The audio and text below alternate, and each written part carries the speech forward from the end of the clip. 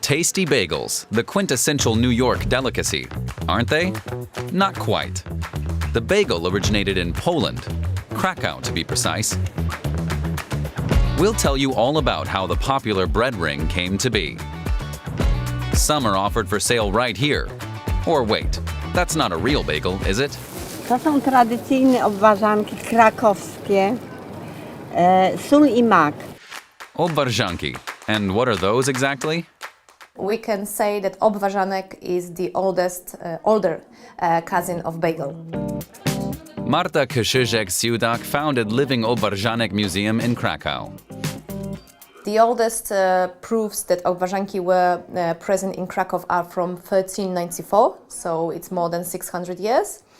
All people in Krakow, we eat obwarzanki for breakfast, we eat them on the way to work, to school, so this is like a very common street food here.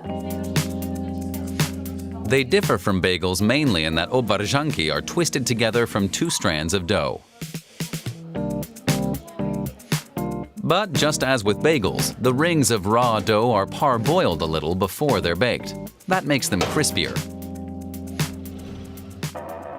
But what's their connection to bagels? In Cafe Blossom, we find out. Some say it serves the best bagels in town. Claudia Wątroba bakes 40 to 50 bagels a day. They're made of yeasted dough and sprinkled with a seed mix. Chcieliśmy nawiązać do tradycji krakowskiej, żeby nasze bagielki również były równie szybko zrobione, a smaczne. Więc zaczęliśmy wymyślać swoją recepturę na to, żeby były sprawniejsze w robieniu, fajnie się wypiekały i fajnie rosły. Unlike the obwarzanek, the bagel is a traditionally Jewish roll and of more recent origin. We head over to Krakow's trendy Kazimierz district, the center of Jewish life in Krakow. Jonathan Ornstein got Krakow's Jewish Community Center up and running. He came here from New York City, now seen as the bagel capital. Which does he prefer, the original or the US version? I did just get back from New York City, and I even brought bagels back with me from New York City, as I do. So I'm going to taste this bagel. Yeah, it looks reasonably bagely.